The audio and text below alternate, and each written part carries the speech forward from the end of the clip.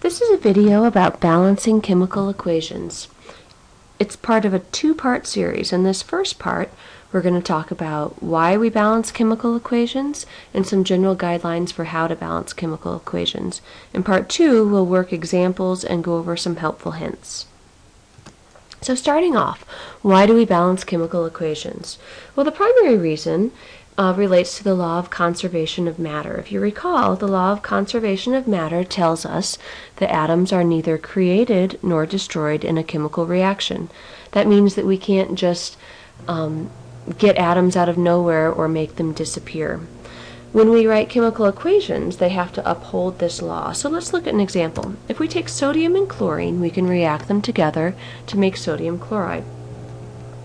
In class, we have drawn picture representations of what this reaction would look like. So let's do that real quick here.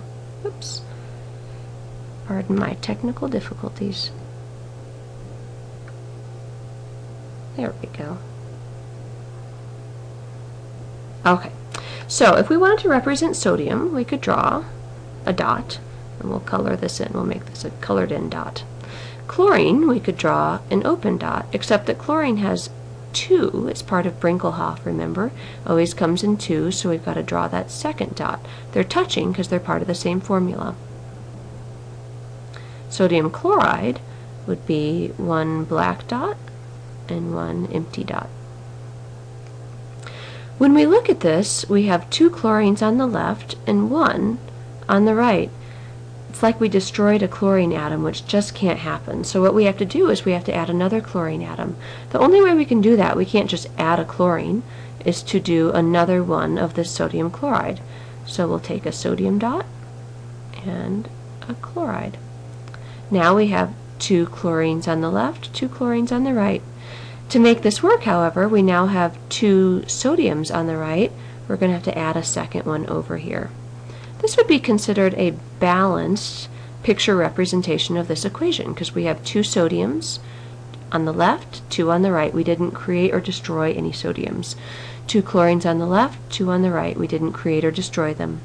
In order to put this into our chemical equation, which just represents what's going on, we're going to have two sodiums, one chlorine unit, and two sodium chlorides. That would be a balanced chemical equation because everything matches. There's two sodiums, two chlorines, two chlorines. It's really important when we write equations that we haven't created or destroyed atoms.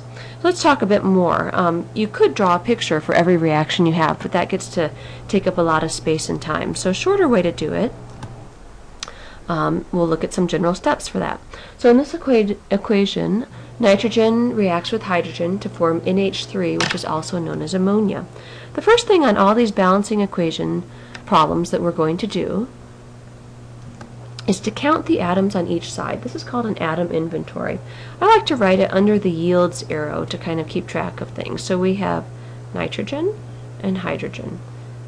I put it here because it reminds me to separate the left side, the reactants, from the right side, the products. So for nitrogen, we look at the number immediately to the right. There are two nitrogens on the left. For hydrogen, it's H2, so there are two hydrogens.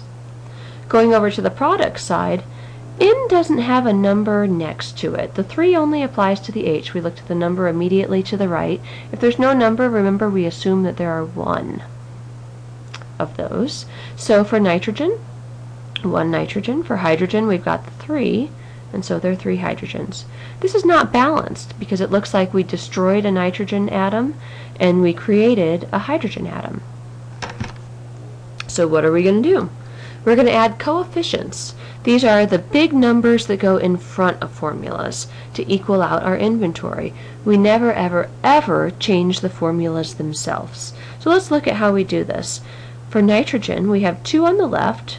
We need to have 2 on the right. So we've got to add some number in front to get 2. Well, 1 times 2 gives us 2. So now we have 2 nitrogens. But remember, this coefficient applies to the entire formula.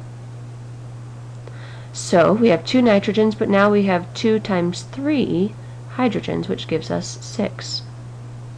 Okay, so our nitrogens are done. They match. Now we want to get our hydrogens to match. We have 6 on the right. We need 6 on the left. So we look at our hydrogen. What number can we put in here? What times 2 would give us 6? I'm going to put a 3 in here.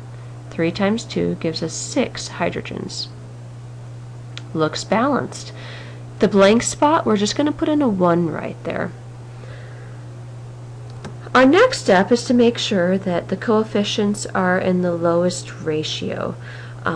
What this means is sometimes we might end up, maybe when in balancing you came up with a 2, a 6, and a 4. This would still be balanced. If you counted it all out, it would be balanced.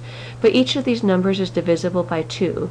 So the most correct way to write this is to have the lowest whole number ratio. So we wouldn't leave it as 2, 6, and 4. We'd leave it as 1, 3, and 2. The last step is to check your work. All right, 1 times 2, that's 2 nitrogens. On the right, 2 times 1, that's 2 nitrogens. On the left, 3 times 2, that's 6 hydrogens. On the right, 2 times 3, that's 6 hydrogens. And it's balanced.